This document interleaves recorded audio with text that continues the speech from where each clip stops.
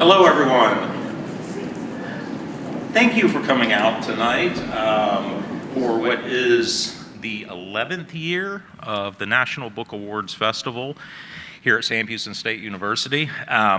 This event was started by a former faculty member, Amanda Nolan O'Banion. She couldn't be here tonight, but I always like to thank her and for her sort of vision of putting something like this together to give us the opportunity to have truly the best writers in our country here every year. And not a lot of places can say that all the time. You know, you get lucky one year, you have a really good writer, and then the next year maybe not. But we are fortunate to have a group of writers coming, talking about their work, their craft, and it's a huge opportunity for us as a community, for you as students, and it allows us a chance to bring even more culture, more of the arts to a small town like Huntsville, Texas. So I couldn't be more pleased to be doing this again. A couple of thanks before we go on. I'd like to thank Dean Lee from the College of Humanities and Social Sciences. He has been supporting this for multiple years now, and he is the reason we're able to do it. Also, the staff in the Dean's office are invaluable to this event, and that includes Brittany, Deanna, Tiffany. They do a great job. I also want to thank the new chair in the English department, Russell Willerton.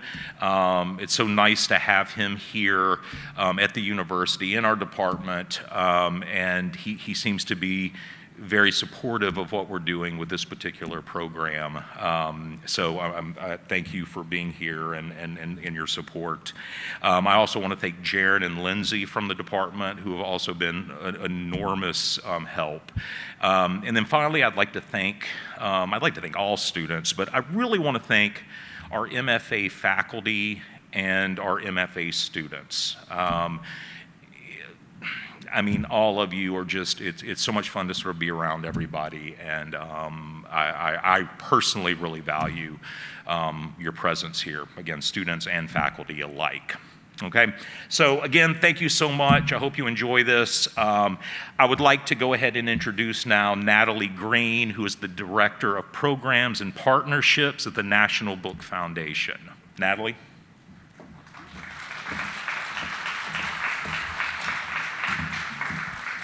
How are y'all doing tonight? Good? It's nice to see you all. I know that we're competing with homecoming, so it means so much that you're here. And feel free, you can throw candy at us. It can still feel, it'll feel like we're there, but we're talking about books. So like Jake said, I'm Natalie Green. I'm the Director of Programs and Partnerships at the National Book Foundation, and I'm so thrilled to join Jake in welcoming you tonight. Like Jake said, it really does take a village to make events like this possible. So I just want to heap on my thanks for Brittany, Deanna, Lindsay, Jaron, Tiffany, Sam Houston's entire College of Humanities and the MFA program for their partnership. Like Jake said, in our back of the envelope math, the first time we partnered on this event is in 2014. And I don't have to tell you all that it's really easy for me to come from New York to Texas once a year and say howdy and leave.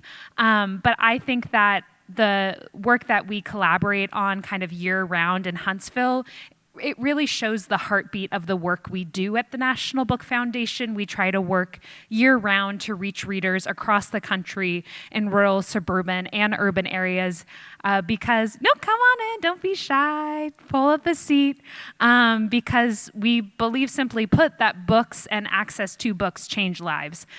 So we're just so excited to be back in Huntsville with you all, and so grateful to you all for the partnership and collaboration to make it possible. While we're in town, our writers get to meet Mance Park middle schoolers, obviously the Sam Houston community, and over the summer, the foundation also has the luck of hosting a stellar grad student in our New York office. A huge round of applause for Lakendra Bridges, who joined Team Book this past summer. I know, lucky us. And you might also know that we do the National Book Awards every year. It's the biggest night in books, and you're all invited to tune in live and learn with us the winners in real time. The live stream is on Wednesday, November 19th, and you can register for free on our website at nationalbook.org/awards. And we also have an email newsletter clipboard in the back of the room by our wonderful booksellers at Sam Houston Bookstore. So please give me your email signature, and I promise our newsletters are really fun. They give you sort of a behind-the-scenes look to all the work we do year-round at the foundation, and we'll also share news anytime we're back in Texas or nearby to share news about local programming. Tonight we're celebrating 3 phenomenal National Book Award honored authors, Laird Hunt, Erin Entrada Kelly, and Octavio Quintanilla. We'll get to hear readings from each author and a conversation moderated by the phenomenal Francine J. Harris, who is your neighbor up in Houston. We'll save some time at the end and open up to some of your questions, so I'll run around with a mic, and we really want to hear from you all. You'll raise your hand, and Francine will call upon you from the stage, and I'll bring the mic over. And then following the event, the authors will move over to the signing area. We have a table set up in the back. And thanks again to Sam Houston State Bookstore for being here tonight. And now I'm delighted to introduce the folks coming up on stage. Laird Hunt is the author of 8 novels, including the 2021 National Book Award finalist Zorrie, and most recently a collection of linked stories, Float Up, Sing Down, which was longlisted for the Carnegie Medal. A professor of literary arts at Brown University, he's the winner of the Anisfield Wolf Book Award for Fiction, the Grand Prix, the Bridge Book Award, and a finalist for the Penn Faulkner Award. Erin Entrada Kelly is the author of the Newbery Medal-winning novels Hello Universe and The First State of Being, which was also a finalist for the National Book Award. She received a Newbery honor for We Dream of Space. She grew up in Louisiana and lives in Delaware. She teaches in the MFA at Hamline University, and her short fiction has been nominated for the Philippines Free Press Literary Award for short fiction and the Pushcart Prize. Before becoming a children's author, Erin worked as a journalist and magazine editor and received numerous awards. Octavio Quintanilla is the author of the poetry collections If I Go Missing, the Book of Wounded Sparrows, which was longlisted for the National Book Award and published by your very own press, and The Impossible Hours, winner of the 2024 Ambrosio Prize. Octavio is the founder and director of the Literature and Arts Festival Verso Frontera, publisher of Brava Press, former Poet Laureate of San Antonio, and is the current Texas Poet Laureate. His frontextos have been published and exhibited widely, and he teaches literature and creative writing at Our Lady of the Lake University. And our moderator for the evening is Francine J. Harris, the author of 3 collections, including Here is the Sweet Hand, which won the National Book Critics Circle Award. She is a 2025 John Simon Guggenheim Foundation Fellow and has received fellowships from the NEA, MacDowell, and the NYPL Coleman Center. Originally from Detroit, Francine is professor of English at the University of Houston and serves as consulting faculty editor at Gulf Coast. Enjoy the program.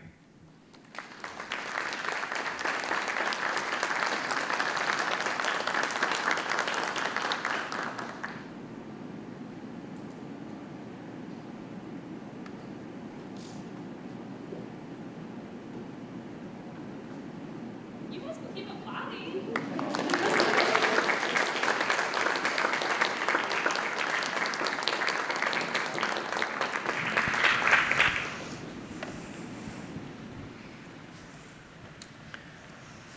Hi, everybody. Thank you for being here. It's my understanding that we will have readings from each of you, and then we'll start the conversation. I don't know who wants to go first. Hey, you're looking at me? All right. Okay. All right. Thanks everyone for coming out, and thanks for this wonderful welcome that we've had here. It's just such a pleasure to be a part of this. I'm going to read a little bit from my novel Zorrie, and I won't set it up very much. It's not the very beginning, but it's close to it. We're in the rural Midwest in the 1930s, and the young woman at the center of the story, Zorrie Underwood, is at loose ends in the Depression, and she's gone off looking for work in the state next to hers. So she's taking the huge journey from central Indiana to central Illinois, where she finds a particular kind of work that is intense and interesting. So just 2 or 3 pages from this. She was to sit in a large, airy room in the converted high school and paint the numbers on clock faces with luminous paint. This was, she was told, important work. Not just households across the region, but the mighty armed forces of the nation were depending on it being done well. She received 20 minutes of instruction, which included several comments about the safety of the dull yellow powder she was supposed to dip her wet brush into before placing it between her lips to point the tip. The powder tasted like metal mixed with the late roots her aunt had always insisted they boil and eat, even when there were other options in the pantry cupboard. And her first few attempts at making lines and numbers on the practice faces were a mess. She soon saw how it could be done, though, and her instructor nodded, patted her once on the shoulder, and told her she could now work on the real thing. When the instructor was gone, the girls on either side of Zorrie rose as one from their places, took her by the elbows, and led her into the adjoining windowless lavatory where, with some ceremony, they had her stand in front of the mirror over the sink before flipping the lights off. First, Zorrie saw that her lips were alive with yellow, and then that her fingertips were covered in glowing splotches. The girls behind her were glowing too. One of them had painted a heart on her cheek, the other had painted an eye on her forehead. Their hair and dresses shimmered. Their lips and teeth too were golden. They waved their arms and shook their shoulders, and as they giggled, sent off little clouds of glowing powder to drift through the dark. "I'm Marie Martins," said the one with the heart, "and I'm Janie Clemens," said the one with the eye. Zorrie's head felt like it might float off her shoulders when she came out of the bathroom behind them, and her feet felt just as light. She thought she might rise entire from the floor to twist and float against the ceiling beams. Marie and Janie shared their lunches with her. They ate at their places and had a bowl of peppermints they encouraged Zorrie to help herself to. All the girls kept candy near them to counter the taste of the paint. They laughed a great deal and made their brushes fly over the clock faces and almost never stopped talking as they worked. Thank you.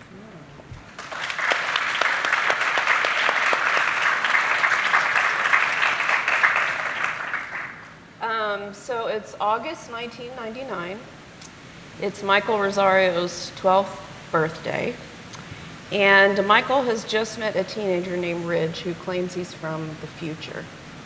To prove that he's from the future, Ridge tells Michael that a devastating earthquake is going to happen in Turkey at 8 p.m. that night.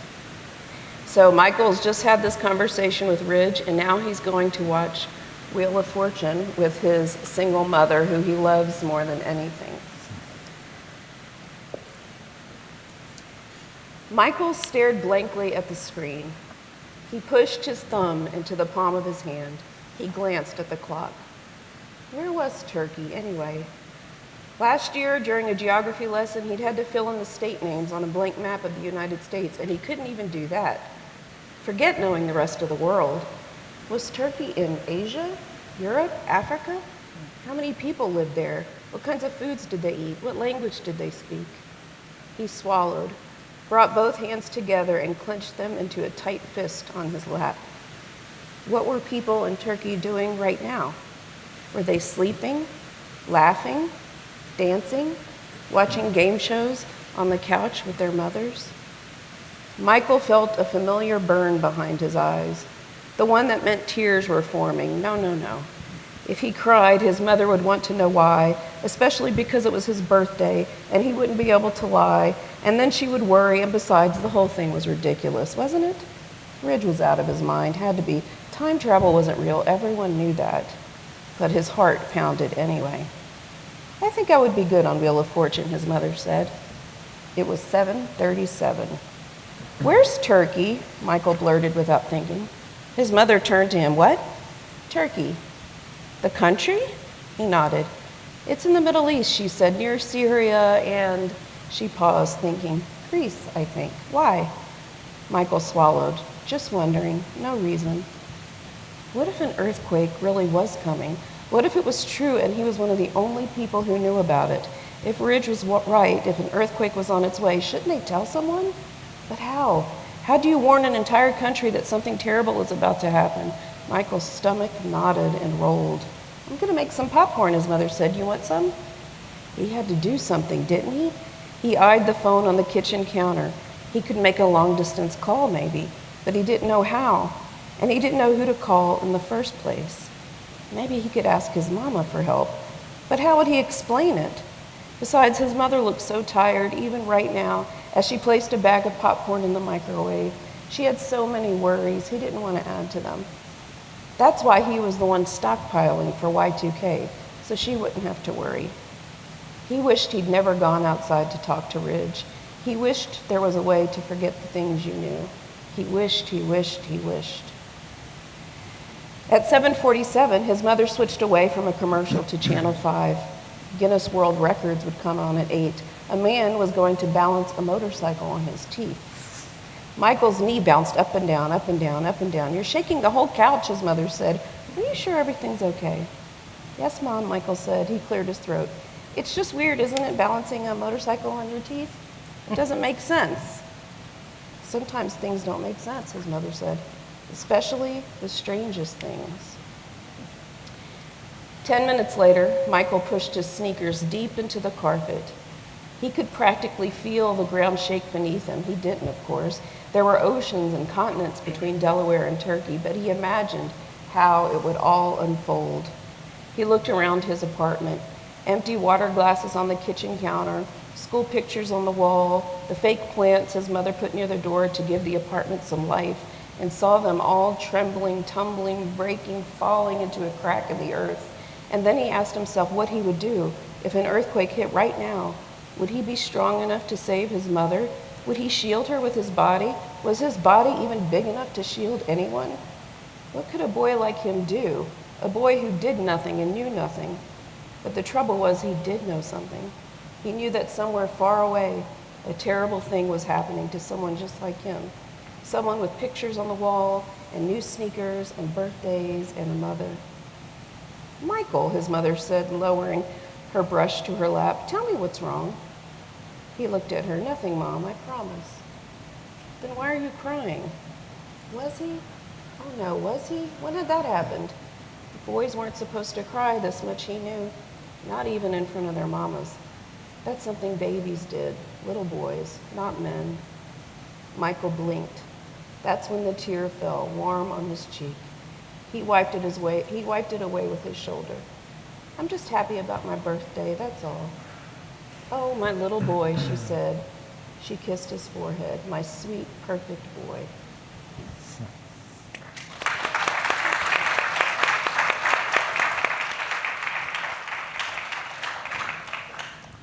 So I'm going to read one poem. It's called The Poetics of Separation, a Michael essay. Poetry remembers that distance can be made of suffering, distance between blood cells, between two words on this page, between a mother and a son. And so I carry my past like a bag full of dirt, but I can't make words grow out of it and write what I can't remember. What is the Spanish word for water? What is the Spanish word for longing? What is the Spanish word for failure? My relationship with language is absence, one I can't shape with my hands. Not like clay or fire, I try. And for this trying, I rely on what my body thinks it knows. I allow it to speak to that part of me for which I'll never have words. This poem doesn't want to tell you a story that you can follow. It wants to take you to a river, blindfold you, lower you into its veins. Thank you so much. Beautiful readings.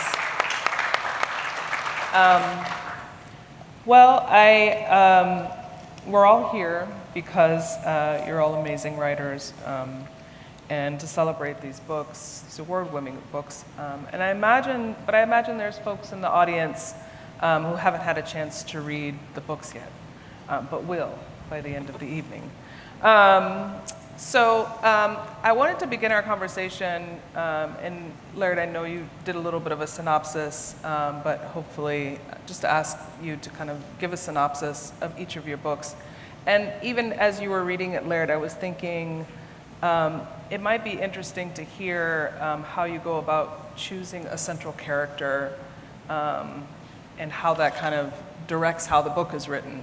I feel like all of your books have very distinct characters and or distinct speakers, so maybe that's one way to ask you to kind of just give an overview of the book, is to talk a little bit about how you wind up choosing the central speaker or character for your books. Sure, yeah, thank you for that. So Zorrie is an entire life in little under 200 pages. It's a compressed novel that nonetheless tries to give a sense of this one person, Zorrie Underwood's time on Earth, that goes from her childhood, her early days, through her youth, and through much of the 20th century. And it's set almost entirely in rural Indiana, even if she makes that one trip over to Illinois, where there was a radium processing plant. There was another one in Orange, New Jersey. There were a couple others around the country, but those were two of the big ones, and one of the big ones was in central Illinois. I'm from that part of the world. I'm from rural Indiana, was raised largely, I should say, not entirely, but largely by my grandmother on a farm. And while this story is not my grandmother's story, it's very much informed by her time running a farm by herself, and being tougher than anyone around, even though they didn't like to admit it. She was an impressive character. And the last thing I'll say about this in terms of where the character came from, beyond being inspired by my grandmother, I wrote a previous novel called Indiana, Indiana, which told the story of Noah Summers, who is the next door neighbor to Zorrie in the novel Zorrie. And there is a brief appearance by Zorrie Underwood in that earlier novel. She gets about half a page, and when I finished the novel, Indiana, Indiana, I just had the sense that there was a little bit more to be said. And so just for fun, I wrote Zorrie's story down, and then for 15 years it sat in a drawer. And only when I looked at it again did I think, maybe if I just work at this a little bit more, I can actually turn this into something that's worth showing to the world. So she came out of the pages of another novel and out of my grandmother's life. And then you said the book that you most recently wrote is kind of continuing that story? The collection of stories that I published, I guess last year, has cameos from Zorrie Underwood. So I just can't get rid of her. I'm kind of in love with her and in awe of her, basically. Thank you. What about you, Erin? So the first state of being is, I've kind of explained, is about 12-year-old Michael, who meets a boy named Ridge from the future. And Michael is a very anxious boy, and he's specifically has a lot of anxiety around Y2K. So he's kind of convinced the world's going to come to a standstill. So he's shoplifting supplies to stockpile for him and his mother. They don't have much money. They live in this apartment complex. Because this is 1999, this right? This is 1999, right. Yes. And then Ridge appears at the apartment complex. And 200 years into the future, that apartment complex is actually like a hub for spatial teleportation. So that's why he appears, because he's the world's first time traveler. And Michael is kind of confronted with, he has so much anxiety about what's going to happen. And now he's confronted with a person who knows everything that's going to happen. And Ridge actually has with him what's called a sum book. And it's a book that outlines the events of the next 20 years. And Michael's desperate to get his hands on that book because he feels like if he could know everything that's going to happen, he'll be prepared and then he won't have anxiety anymore, because that's how that works. If you just know everything that's going to happen, then you don't have any troubles. So that's the first state of being. Thank you. It's so funny. I just want to say, like, thinking of questions that cross these genres, because characters don't really exist in poetry, but speakers do. Just the idea of how you choose to frame a story, who's speaking, whether it's first person point of view or whether it's going to be in third person. And this is I feel like this is very intimate, and that the speaker in this poem feels very intimate, I would imagine, to your life. So however you want to answer this question. Well, yeah, thank you for that question. I think I wanted to read that poem just to give everybody some type of context to the book. And it's a book about, crossing a border, coming from one country to another. And it's basically meditations about what stays behind, language, your family, landscape, friends. And it's also a book that kind of questions what happens after you cross the border, And there is a speaker, and I think that speaker is rooted in it's not a memoir, but there's a lot of, I think the book is rooted in emotional autobiography.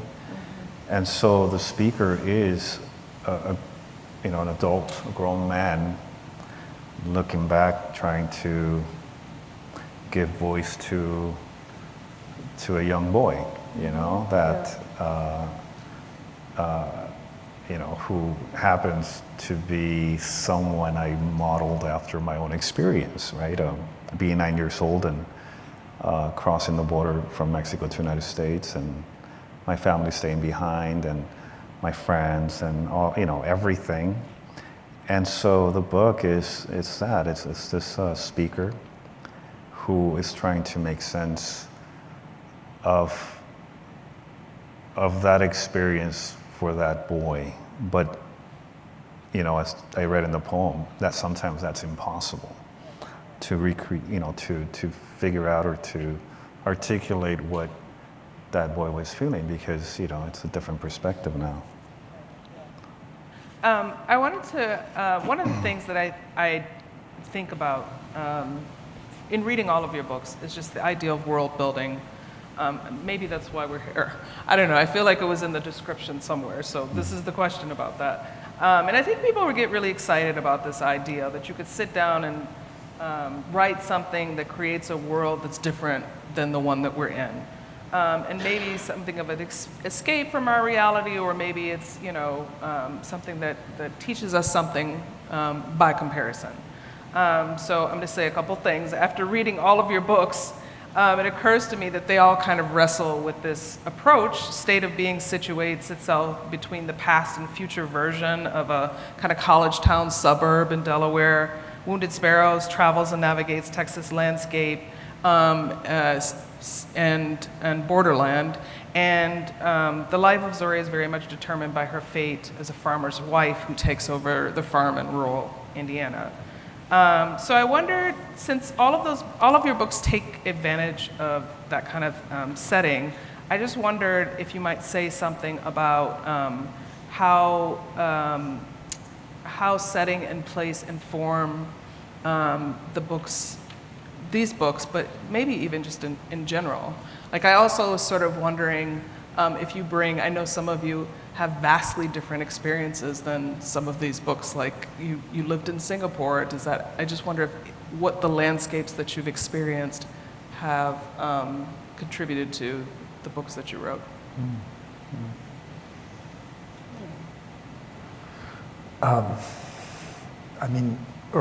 So I washed up on the shores of my my grandmother's Indiana farm when I was 13. Sort of in the familial wreckage, and I got sent to grandma to sort of straighten me out. And so for me, at first, I greeted this landscape. I actually moved from London, England, to rural Indiana. I greeted this landscape with tremendous suspicion, I think, at first. But it was that kind of gaze of suspicion and not knowing, and then wanting to become part of, that made me see it in a way that was pretty profound and had lasting impact that I never would have guessed would be the case when I arrived there as a kind of unhappy teenage or almost teenage boy. I suppose I was just 12. actually. And in the years since, it's become bigger and bigger in my mind. My grandmother has passed. She's no longer there, but the farm is still there. And I returned and I brought my daughter there, and all her growing up has been informed by it. And for me, there's a kind of internal sensorial archive, to borrow that term from the writer Robert Gluck, of smells and tastes and sounds. And so part of the research, quote unquote, for me, for this book was just going back and walking that land and picking up handfuls of dirt and walking the cornfields. I'm a big cornfield walker. And internalizing that and reawakening it, I suppose, in myself. Is it true that you can hear corn grow? I've heard that, but I've never heard the corn grow. Never heard the corn grow. No, Okay, I was just curious. My bedroom was pretty close to the cornfield, and maybe I just had my mind What on is other the stuff at the sound? time. What is the sound? I don't know. That's what I was going to ask. But it Laird. grows at night. It's quite true that it grows. That's when it does most of its growing, is at night. Well, I heard that you can hear corn grow, but I didn't know if that's No, I believe it. So I don't know if this is a satisfying answer, but I don't really think about setting and place. Well, I mean, I do, obviously, but whenever I sit down to write or whenever I conceive of something, it always starts with the character. Yeah. So the character is kind of like the seed that gets planted in the ground, and then the tree grows, to use kind of a tired analogy, I guess. But and setting and place are kind of the branches of those tree, if that makes sense. So I spend so much time thinking about my characters, and from the character, I build everything else out. So whenever I'm thinking of setting and place, I'm usually thinking about it through the lens or the interiority of my characters. Yeah. I do tend to set books, they're either set in the Northeast, in the Philadelphia area, or they're set in Louisiana, because those are the places that have a sensorial archive. I like that, sensorial archive for. Yeah. So I do tend to set books there, but I was going to ask if the golf kind of creeped in. One thing I noticed is that one of the reasons that Ridge comes to 1999 specifically is because he wants to see a shopping mall. yes. And I feel like if you live in Texas, the version of a shopping mall is probably different than it is somewhere in the Northeast. Like, I don't know, maybe I'm wrong about this, but I feel like that shopping malls here are a little quieter than they might be in the Northeast. So Possibly. He'd probably want to go to Buc-ee's if he was going to come. So that's one of Ridge's things, is he wants the one thing he wants to see before he goes back to where he came from is he wants to go to the mall. Right. And Michael and Gibby, his babysitter, are like the mall. Why would you want to go to? But the malls don't exist anymore, right? And he wants to see everyday life. Yeah. And actually what made me think of that, because my editor even asked me, she's like, the mall? And I thought, well, I love history, and if I were to go travel back in time, I would want to go to some everyday marketplace. That's what I would want to see. It made perfect sense to me. Yeah. Yeah. Well, in the case of my book, It's rich. It's really like more than just backdrop. It is the book, I feel like. yeah, the setting I and think the this whole landscape. setting is South Texas, but Yeah. there's hardly any references to the landscape itself. Yeah. I think most of the book, the landscape takes place inside of the speaker. You know, I explore those landscapes, emotional landscapes, because, you know, I come from North Mexico, the Rio Grande Valley. Is anybody here from the Rio Grande Valley? No? Some of you? Oh, one person over there. Two. So it's very similar. So I think the speaker, I mean, there's a lot of quiet in the book, I think, a lot of silence, because one of the first things that I noticed when I first came to Texas was how quiet everything was in the neighborhoods where I lived. There were no kids playing around the streets. Yeah. Everybody was inside watching TV. In Mexico, you're outside. You have no TV, so you're outside playing. Yeah. You're outside fighting, getting in trouble. Yeah. And so there was a sense of, isolation and loneliness. So, but the whole book is South Texas. Yeah. you know, Yeah. in many ways. And processing. Yeah, because I think there's also the reference to the sea that is, I'm thinking about a couple of the contextos, and the reference to the sea that you sort of are missing and don't know if you can come back to. And maybe that kind of leads me into the question I wanted to ask, which is, I think you probably talked to some students today about the frantestos that you do for the, that kind of punctuate the book. They've divided into sections. I believe Right. there's 21 of them. Am I right about that? I think there's 25 of them. And somewhere I think you describe it as text image, not revolution. Where did my brain just go? Resistance, right? Yeah. But it also feels like it's kind of informs the writing process. So it might be a good time, one, just to ask you to talk a little bit about the frantescos, and also to ask each of you about your writing process. And I'm thinking particularly about how other mediums inform that process.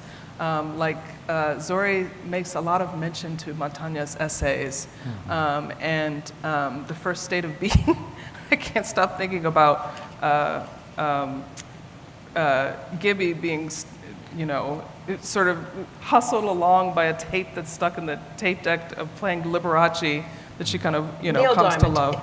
Is it Neil Diamond? Yes, Neil Diamond, yeah. Oh, in my mind it was Liberace. Well, I guess that's a little better. Because at some point she just decides to fall in love with it, and everybody's like, why are you listening to this weird tape? But anyway, but just how other medium kind of informs your writing and your writing process. But will you wanna kick start? that off? Yeah. Yeah, sorry. Yeah, so the frontextos, if you're not familiar with them, I talked about them a little bit today. They're basically visual poems, and there's 3 sections. Well, the book's divided into 3 sections, and the 7 frontextos, or the last section has 9 or something, divide the sections. And conceptually, I thought about the book in terms of a book inside another book, kind of like, the adult speaker, still holding on to that younger self. Yeah. And in many ways, if you take out the 25 frontextos, they all have some type of text, and they all form one longer poem, which I translate at the end. And so my poetry, to answer your question more specifically, my poetry, I think, is really grounded in metaphor and image. And since I was a kid, I like to draw, and I like to, as a teenager, started painting. Yeah. And so it just makes sense to include this other story that I think amplifies the lyrical poems. And They're really skillful. Do you have artistic background? Did No. you no training? No, they're really beautiful. Yeah. I'm just messing around. Yeah. And I talked about the process of learning. In my case, how to use paint. Learning color theory, how to slowly go from just small doodles to more figurative images, right? Yeah. Which is my way. Another way, I guess, that represents how I've learned how to write lyrical poems, and I'm still learning how to write lyrical poems. So it's just different textures, different layers of the same thing, basically. Yeah. Yeah. I think for me, as far as being a storyteller, television plays a big role as far as paying attention to how stories unfold. So, for example, and I tell my students this all the time, my husband and I were watching Breaking Bad. I had not seen it. This was like a couple years ago, so I was late to the game. I'm a little late to the game, but it's okay. It's timeless. Yes, it's time. Yes, math is timeless. Okay, so there was this episode where there's a rug in this apartment, okay? And there's a character who's crossing the room, and he trips on the rug, but he catches himself, and then he moves on. So me, as a writer, as a storyteller, I'm like, I wonder why that detail's in there. So I turn to my husband and I say, someone's gonna trip on that rug and die. And he's like, The next episode, a character is crossing that same room, trips on that same rug, falls down and dies. And I look like a genius, right? But if they had not set that up in the previous episode, that people trip over this rug, then when it happened in that episode, it would feel very forced, right? It would feel like a plot device. But because they primed us, the viewer, to see that people trip on this rug, now we know that to be true. So when it happens, it doesn't feel like it's something that's forced. So I always tell my students when they're watching a movie, when they're watching a television show, something that's really well done, you know, and you're having an emotion, you know, it's good to like check that and say, okay, and why am I feeling so sad for this serial killer right now, someone I should feel sad for, or why am I so angry, or how did they set this up? And it's really easy to do, I feel like, with television more so with books, because it's just right in front of you, you know. And one thing that I often see in student manuscripts, for example, is, you know, the characters are crying all over the place. And I think, you know, if a character's crying on the page, then your reader doesn't have to, right? And it's the same with movies. When you're watching a movie, I feel like the part when you as a viewer are crying or want to cry, it usually, you'll notice the characters are not crying. They're like holding back.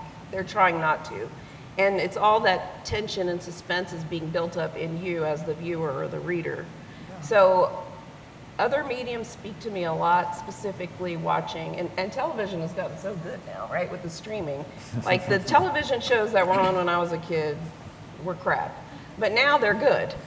So you can watch each episode and just think, okay, like I try to consume media with a storyteller's mindset, for lack of a better way to put it.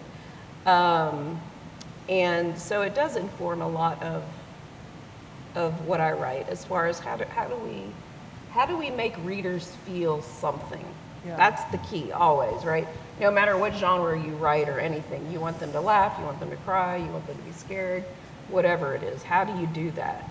And I feel like seeing it on a screen, whether it's a big screen or a small screen, can really help you contextualize that. I don't know if that answered your question. No, it totally does. I mean, I'm a poet, so film is huge. Like, I totally understand everything you're saying. There was someone was talking about the scene in Get Out where the woman is just saying no over and over again. But then when you look at it on film, there's a whole story in just those no's. So absolutely.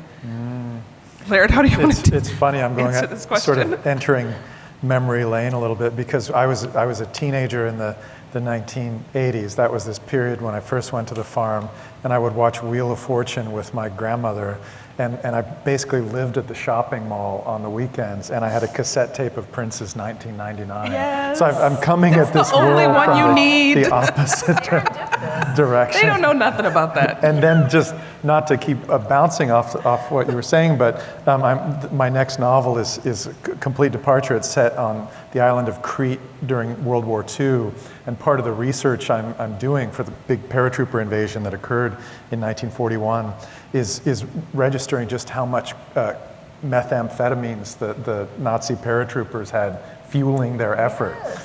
So, you know, meth is timeless and meth is forever, I suppose. Oh my God. Forever enough. But to move away from that, it's true. You know, one of the things I was thinking about when I was writing Zorrie, writing Indiana before that, and then the collection of stories, I had a little bit of a chip on my shoulder about the sort of cliches of the Midwest that get tossed about as if they were truth. And one of the things, without being didactic about it, that I wanted to go in on was just the fact that rural erudition is very real. And in the 30s and the 40s, where a lot of the novel Zorrie takes place, there were extraordinarily learned people who were in these farming communities. And I grew up in this house with my grandmother. She had a library that was very serious, that she had inherited from her father, who was a school teacher. And so the idea that there would be books present in this world rather than an absence of books, a kind of pointed absence of books, was just a reflection of the reality, not the total reality, but a part of that reality that I felt needed to be shouted sort of loudly in a context when I was writing the book, especially of jokes about flyover country and going back to the drug thing, all of that, those kinds of cliches. And so it was really important to me to build that into the book, but also just process-wise to be engaging with the kinds of books that they were pulling off their shelves. And that copy of Montaigne's essays was on my grandmother's shelf, and it was well thumbed. And Erin, you said this, and it literally is one of my questions. So I hope it doesn't. I mean, you sort of speak to it, but I wanted to ask it in maybe a different way. Which is one thing that I notice about all of your work is that there's a way that that the books stay grounded, things are connected, so that when you set things out, you follow through on them. It really is like the thing that you want students to do in writing is if you put a metaphor in there that has the sea in it, then maybe the sea is part of your poem, that it's not just sort of a dismissive thing. So, for example, there's a reason why the opening scene of Zorrie is laying down or is unable to hold the chopping hoe or the paring shears because the story is so much about her aging, right? Or in Wounded Sparrow, so much of the book is about language and metaphor, and it opens with this really beautiful image of letters that the speaker sent to their parents, right? I try to be faithful to this. I know, Erin, you had mentioned the carpet, but I also noticed that the very opening of the very first page of The First State of Being, Michael is shoplifting peaches for his mom because he's panicked about Y2K and wants to make sure that things are in place. So I wonder if this is, how do you bring things full circle, or how do you see things that you have set up in your writing projects and your books and realize them or follow through, or what does that look like for you, even maybe as a vision or as a revision process?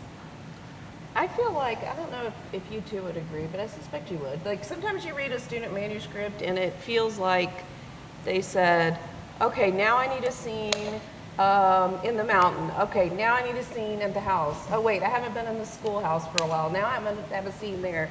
And it feels more like a quilt, but a novel really should be a blanket, woven, all the threads weaving together, and not so much siloed, And I read a lot of manuscripts where I feel like the author is being very cerebral about it and thinking oh, I need a scene where this happens at the tree farm, and I need this to happen and that to happen, and it's more like the characters are on a chessboard and the author's moving them around, but it should feel organic, right? It should feel like everything. You shouldn't be able to pull elements of craft away from each other because they're all clumped together, right? Character, dialogue, pacing, plot, everything, word choice, metaphors, all that stuff.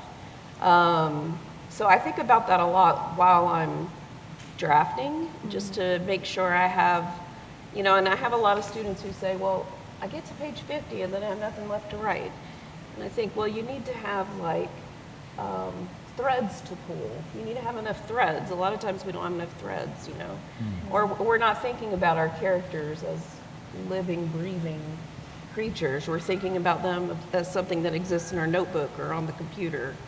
And you really have to think about them, in my opinion, like they're alive. I mean, I would think it's the same with poetry too, where the words are alive, the speaker is alive. It's Absolutely. not, Mm-hmm. Yeah. Mm-hmm. Yeah, oh, sorry. No, go ahead. No, it's just making something, I agree with all of that, and I like that you use that word organic, because I think that's really important. It needs to feel organic, and part of the way that happens is by inhabiting that territory and really thinking it through and thinking it through yet again. There's the anecdote about the writer Marcel Proust, great French writer, early 20th century, who was known in his family in his early days for being the person who always looked at things longer than anybody else, looked at them past any kind of reasonable amount of time, in a way that might make others uncomfortable. And yet he was seeing and experiencing in ways that then later made a lot of sense in his work. And so just that idea of knowing the thing. And the only other thing I would add is that for me, the bigger portion of writing occurs in revision rather than in that, when I was younger, first draft was everything. I've done it, I'm finished, I did my work, boom, it's, send it off. But what I realized, and what so many of my writer heroes stressed, was that now the fun begins. Now the work and the fun, and they become sort of interchangeable. And that's where you get to know that thing. And maybe after those 50 pages that you're evoking, maybe that's when you start to find another 50, and then another 50 on top of that. Or you pare it down, you just don't know. But revision is where it's at. So for those, I know some of you are doubting me right now, like, no, it's all about, I never revise. If I write a new thing, right? I hear that all the time, right? No. I won't revise, I just write a new thing. Revising is so fun, though. It's where it's at, so just, believe me. And I've heard people say the first draft is you telling the story to yourself. I like that. Yeah, now you got to tell it to someone else. Yeah. And even your first poem, by the way, I should say, is very much about writing. It is, yeah. There's Yeah. a lot of Ars Poetica here. Yeah. And you referenced the opening image of the book, and it's actually a letter that I wrote to my mother. My parents stayed behind in Mexico, and I decided to do a blackout and just leave the text, which says, yo aprendí un poco más inglés, ya no quiero estar aquí. I've learned a little bit of English, I don't want to be here anymore. And I left it like that, but like you said, I didn't want it for the reader just to dismiss it as something that's just there. Right. So, I decided to take the same letter and black out different text. And it worked out because it says, no nos hemos enfermado, vengan pronto. We haven't gotten sick, come soon. But the parents never, this is the grown men realizing that, this is the book, basically. And I feel like those images, they sort of set up an evolution towards the frontexto, right? It's sort of the early version of that, right? Yeah, absolutely. Yeah. Do we have time for one question or two more? One question? Okay, good. This is the question I want to ask you. Hold on, let me find it. Because you just kind of said it. I often, this is my soapbox moment. I often dislike questions about forgiveness because it seems like they are often misguided in suggesting that it is, I'm reading this verbatim because I want it to be clear, that it is the responsibility of someone who has been hurt to forgive the person who has hurt them. At the same time, I think we all recognize that peace of mind is better than anger and rage. And so it's tied to, self-healing. I think the thing I notice in all of your work is that there's forgiveness throughout these texts. It's tied to action, though, and self-preservation. So in Zorrie, for example, there's a scene where she's actually being assaulted, and that is a moment that she finds forgiveness for a family member that was abusive. Or in First State of Being, one of the recurring themes of the book is that people make mistakes, right, and that they need to be forgiven. And it's Michael who, not to plot spoil, who must wind up forgiving himself and does that through a series of actions, things that happen.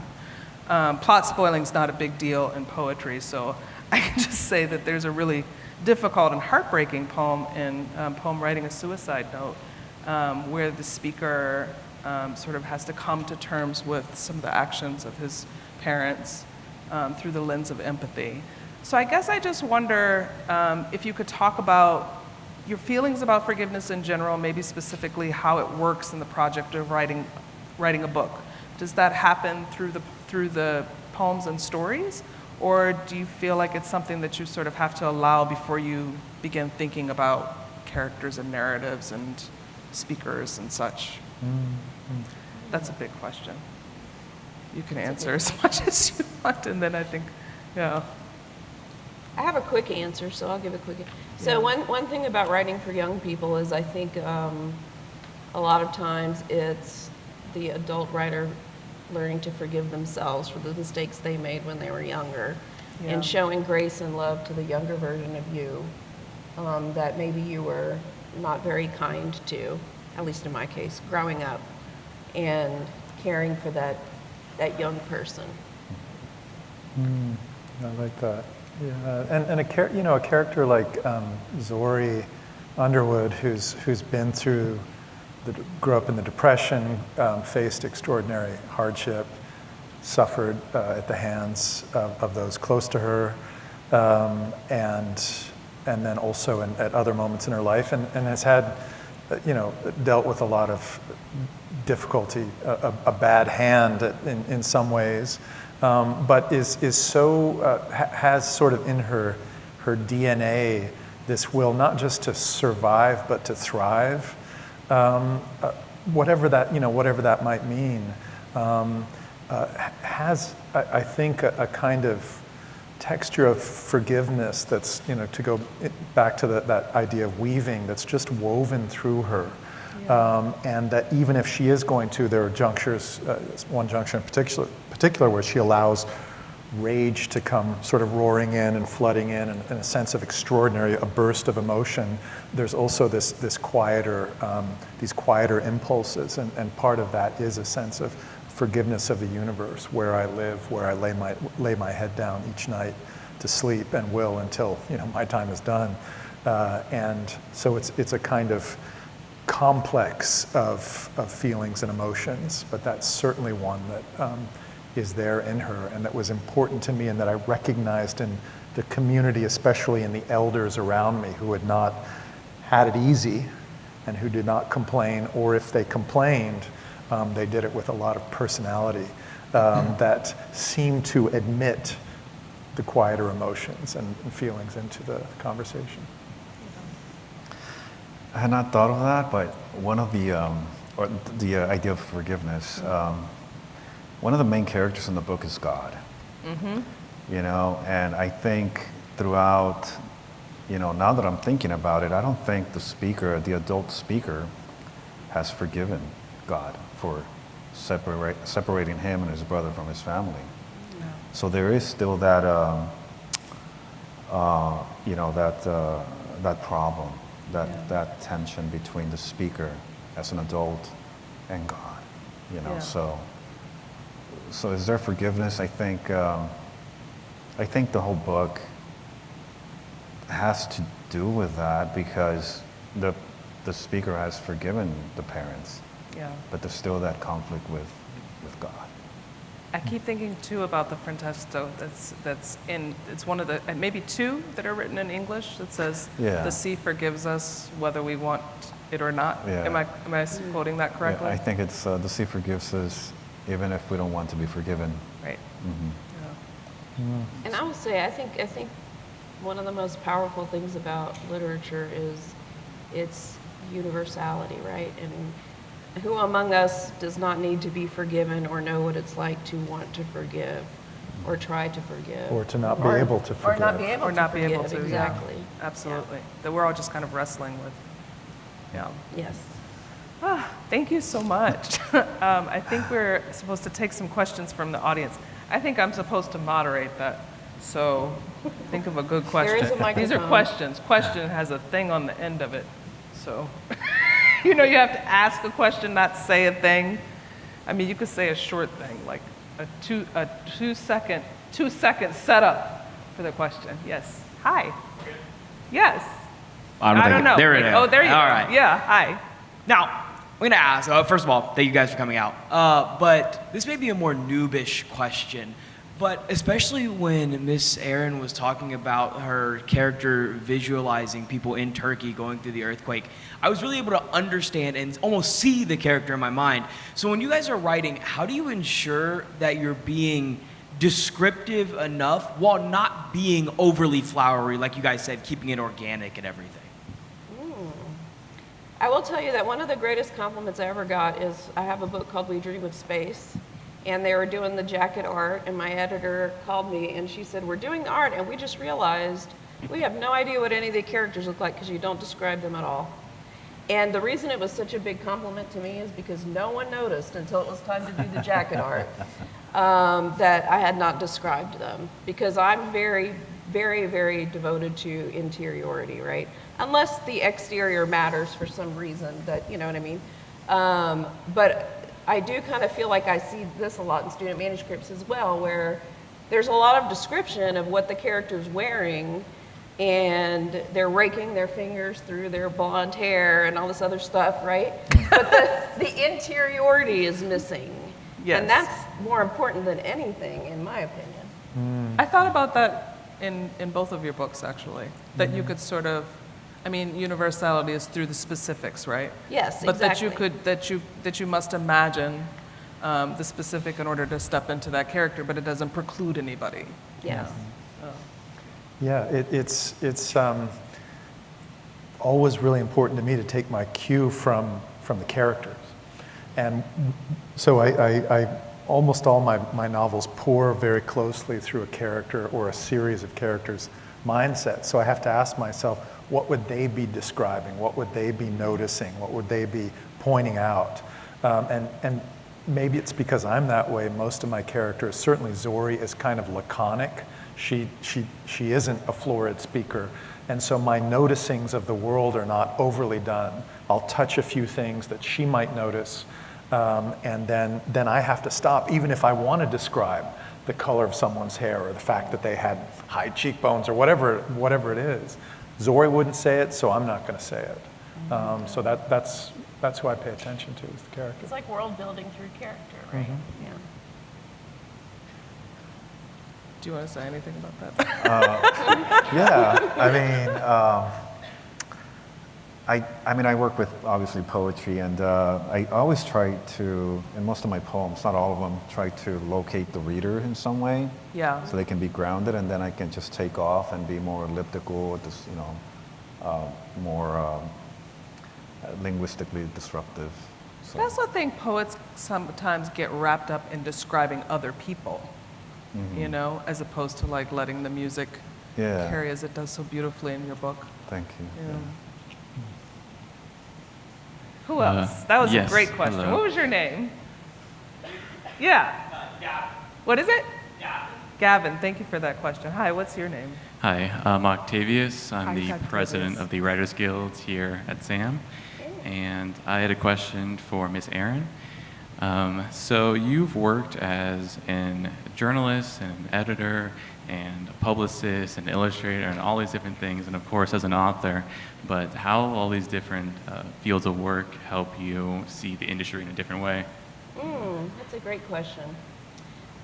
I think having a journalism background helped me tremendously in a very practical way, which is editing and revision. I also love revision. It's where all the good stuff happens. But one thing that I could say about myself, which I like, is that when I want to learn something, I'm kind of like all in. So when I worked as a journalist, if I sent a story off and my editor was going to edit it, you know, usually you send it off and then they edit it and then you get it back. But I went to my editor's office and said, I want to watch you edit. I'm going to watch over your shoulder as you edit. And I want you to explain to me what you're doing so that I can learn as much as I can. And he would. And he would like highlight a sentence or two and he'd say, I can say this in X number of words, you know, and then he would have me try to figure out what words didn't belong there, which words I can get rid of. And I feel like that helped me a lot. So I've always been one who, as far as writing goes, anytime there was an opportunity, I would take it and learn as much as I could. And as a publicist, I was a terrible publicist. But I discovered that I hate publicity. I like publicity for me. I hate giving other people the publicity. But I still learned everything I could, like soaked it all up. So I think for my writing style, I tend to be very economical. You know, I wouldn't describe myself as a lyrical writer, and I don't know if that's because of my journalism background or chicken and the egg kind of situation. I don't know. But I think with anything, you take what serves you and leave behind what doesn't, right? Thank you. Some great questions. Other questions? Hi. Yes, in the front row. Yeah, you. Oh, you got to get your mic.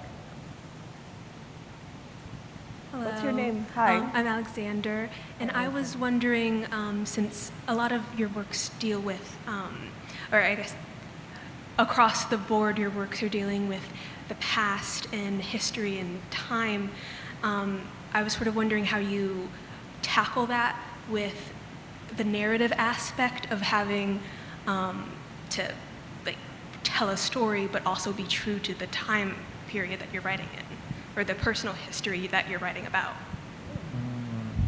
Yeah, It's a great question. you got the personal history part. Well, was that for me? All of us. Or for all of us? I'm sorry, I couldn't hear the question. I just heard border or something. So. It's a little echoey. I Yeah. admit. Yeah, maybe I can. I was asking about the time and history in relation to your works, like personal history, how you are tackling that with narrative and telling a story, but also being true to the history that you're writing about. I see, yeah. Well, one of the things that I do to stay true to what I'm writing about and still write poetry, which is fiction, almost in every poem I try to include something that is a fact that only I can recognize. In that way, that allows me to be invested emotionally in what I'm writing. And it's not just an exercise in aesthetics or poetics, So in this book, I can identify, if I were to read the whole book to you and you were to ask me, where is that moment that is factual for you, I will tell you. This is the moment that when I get to in the poem in reading creates an emotional, it resonates emotionally to me. And so that allows me to believe in what I'm writing, and in a very small way keeps me true to the events that I'm writing about or the experience that I'm writing about, even though the poem could take off into other meditations or whatever. I don't know if that makes sense. Yeah. Okay. The thing that came to mind for me, thinking, and maybe it dovetails with the earlier question, I often write about the past. My novels are often historical, and one of the transmissions I got fairly early on was what I think of as the hobnailed boots dilemma. So you're writing about the past, and you've got a character who's getting dressed in the morning. Is the character going to pull on his boots, or pull on his hobnailed boots, right? In the latter case, I've just signaled something to the reader that I know exactly what kind of boots was put on. Just like when we're getting dressed in the morning, and did I pull on my New Balance 505s, or are you just pulling on your sneakers, or just putting on your shoes?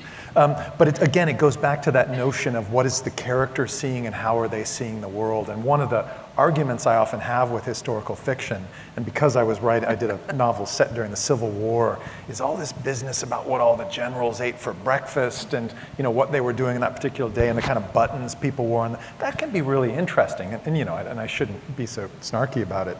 But that's not really the way people are, generally speaking, engaging with the world. So I always try to stick with what the character knows and what they would have known.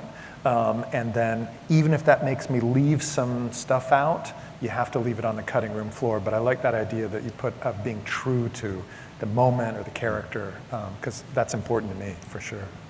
I think for me, similarly, it all comes back to the character. And I have sometimes a unique dilemma in that I'm writing for younger people. So My book, We Dream of Space, is about the Challenger disaster. So it was 1986, which is considered historical fiction. Just want to depress every adult in the room.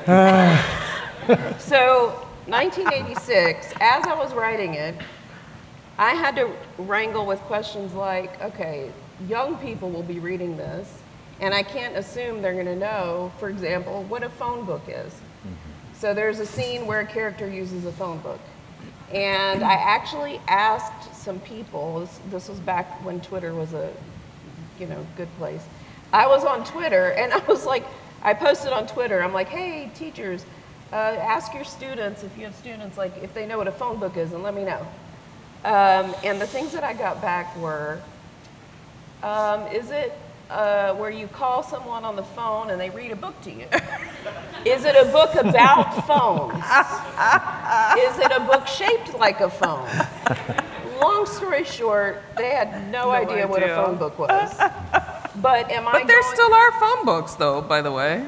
Yeah, I guess. Nobody uses they them. Didn't know. Yeah, well, and to your point, it's like, am I going to sit here and is my character, his name's Fitch, going to sit there and explain what a phone book is to himself as he's making a phone call? No. Right. And am I going to sit there and be like, a phone book was a thing, da-da-da? No. So it goes back to trusting the reader, right? Which is another thing that you have to learn when you're a writer is, I'm going to trust that readers who don't know what a phone book is will be able to put two and two together and understand that when he looks up this girl's name in the phone book and dials on the phone, they're going to just assume, I know what a phone, this is a phone book. Okay, this is some book that has people's phone numbers in it. But one of the things I think I got jealous as a poet, I'm like, oh, maybe I should write some YA because it feels like you can get away sometimes with sticking in like an info sheet or like a transmission from, the future or like a info page on lingo from the 90s. Like, it feels like you get away with a little bit of that. A little bit, yeah. I used some transcriptions in the book to show the future and so that Ridge can learn the lingo. Yeah. I'm going to start doing that. That's going to be in my next book. I have an info sheet. Hi. What's your name? Oh. Hi, I'm Jamie. I have two questions, one about the writing process and one just for fun. But for the writing process, I'm just curious, like, the process of the light bulb moment and then how you get, like, to complete your project. Like, if you keep a catalog of characters or outlines, kind of just a general idea of how you organize your thoughts.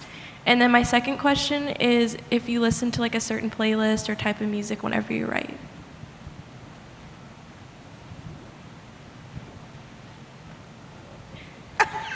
I'm in the middle, so I get to look both ways. About the process, I have a lot of process, and yet I have no process when it comes to writing a book. I never go into anything I write in terms of writing a book. I just write poems, and I write a bunch of poems, and then after a while, I start seeing patterns, or start seeing poems that speak to each other, and I'm like, okay, those three, I'll put them here. Or I'll start reading them in public, and slowly the book starts, building itself. So I don't go into, I'm going to write a book of poems. And the second one was about music, what kind of music I would listen to. I need to write in silence. I can't write listening to music, So yeah, the sounds of silence. Yeah, I listen to music. I was talking about this earlier. Just about all my books are written with a different, and the playlist is quite distinct from book to book. And that light bulb moment. One of the things I did in the MFA class that Octavio and I were engaging with earlier was project a picture of Colin Stetson, the Canadian saxophone player who plays the bass saxophone, which is a gigantic instrument that's almost, it's unwieldy and it's hard to lift. And listening to his music and then having this image in mind of someone holding this thing that's really hard to hold, but is producing this beautiful, unusual sound is a kind of model for me of what it is I'm trying to do as a writer. And So yeah, music is always there. And then in terms of the light bulb moment, for me it's almost always just a partial image of something that I see and that I get a little bit of language for, but I don't have all the language for us. And it's a process of finding the language for that initial image. And if that's a 15-page short story, that's great. If it's a 200, 300-page novel, and it has to be that, God, there's the unwieldy thing, because it's daunting, right? But nonetheless, that's what I have to do if that image has been so interesting to me that I have to go after it. So my process always starts with the character. You know, I have a character in my head, and I start asking the character questions like, you know, what do you want? Who do you love most? What are you afraid of? How are your fears interrupting your life? I do all this stuff. And then once I have like a beginning, middle, and end that's kind of like nebulous, not like, you know, regimented, then I write it down. So I don't write anything down until I have the whole thing crystallized in my brain, because I kind of want it to exist in the land of imagination, if you will. Mm. And once you write something down, it's no longer in your imagination anymore. So I listen to, I don't like silence. I get anxious when it's too quiet. So I used to listen to classical music, because if I listen to music with words, then I start singing along. It's a whole performance. But I recently discovered ASMR. Oh, now, boy. This is not the ones where they're chewing or eating or whatever. This is like, oh, I'm folding a letter. And it's like the sound of the paper. And, oh, I'm looking through the cabinet. And then sometimes they're talking. And there's like a little story with it, and there's like cinematic ASMR. And so I do listen to sometimes the ones where they're whispering. So as I discovered this, I thought I'd get my husband on board. I'm like, listen to this. It's so soothing, you know? I put the headphones on him, and it's this woman, and she's like, hello, hello. And he's like, I feel like she's trying to seduce me. And I'm like, oh, you would think that. And then I was listening to it again. I was like, yeah, it does kind of sound like that now that I'm thinking about it. But they're like really close to the microphone. And there's this one ASMR guy. This is not a long tangent, I promise. This is what I fall asleep to. There's a guy who just talks really close into the microphone, whispering about nonsense. So he'll just get on there and he'll start talking about professional wrestling and Diane Keaton and... In a whisper. In a whisper, but it's like nonsense. So it's kind of like if it's quiet, my brain starts running. But if I can pay attention to something, but I don't really have to pay attention because it's nonsense, and then I just fall right to sleep. There's a podcast called The Boring Podcast, and it's just a guy reading like the encyclopedia. Yes, I've tried that. It worked for me for a while. He does like the Wikipedia entry on boxes. And you know what's so funny? I'll start getting interested. He's like, the history of the ladder. And I'm like, oh, interesting. That's why I need nonsense. Yes, I need nonsense. I'm like, I didn't know the ladder was invented like that. So that's Can I what say something else about music?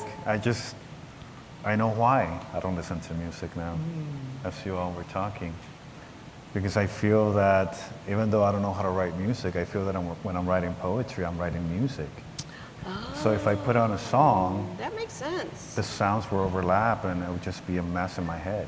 So thank you for that. I realized that. That's yes. Well, do you read it aloud as you're writing it to hear the musicality of it? Yeah, I'm listening. Yeah. That's interesting. That makes sense, actually. I'm so glad you said that.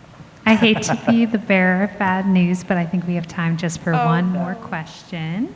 It's got to be a good one. Oh, I see ya. Yes, in the front.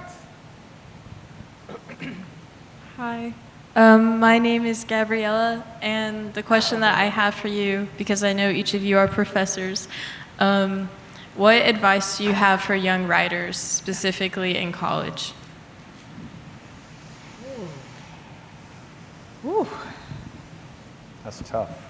I'm doing this again. Advice. For writers, young writers, I mean, I said this before, don't do it, but Don't follow your dreams. Don't follow Can your I dreams. answer that question?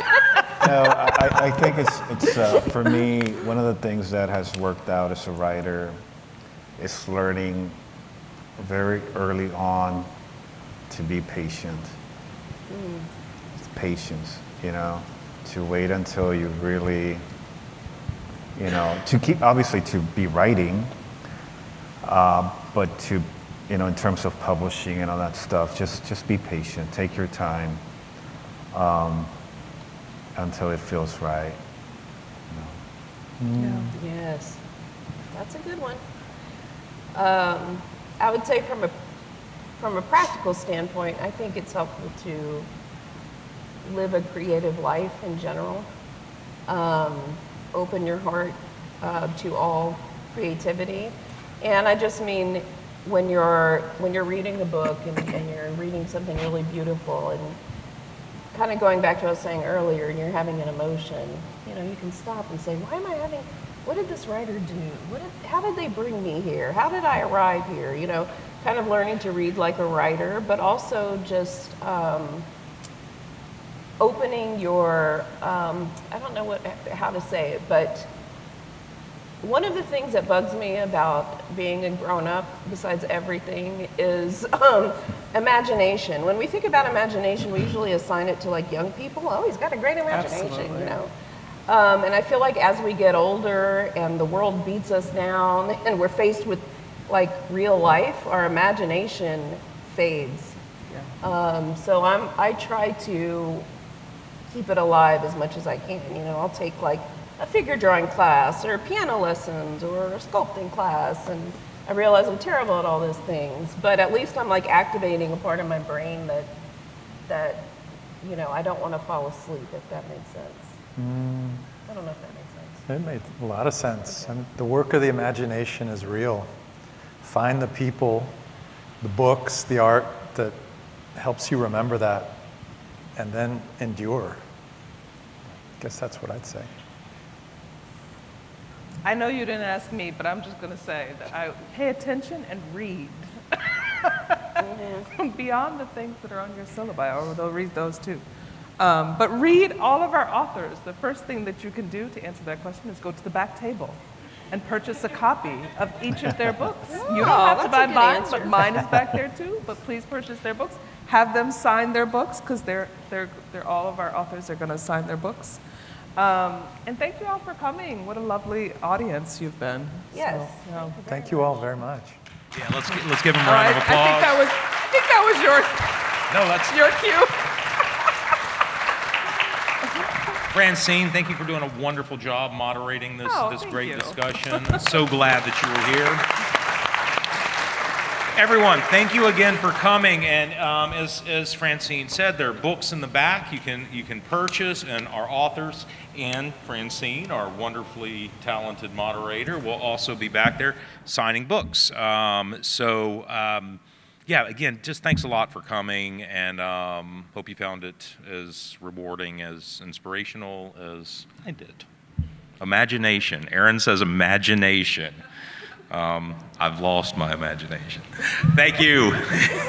Thank you all for spending the conversation. It was so good. Thank you.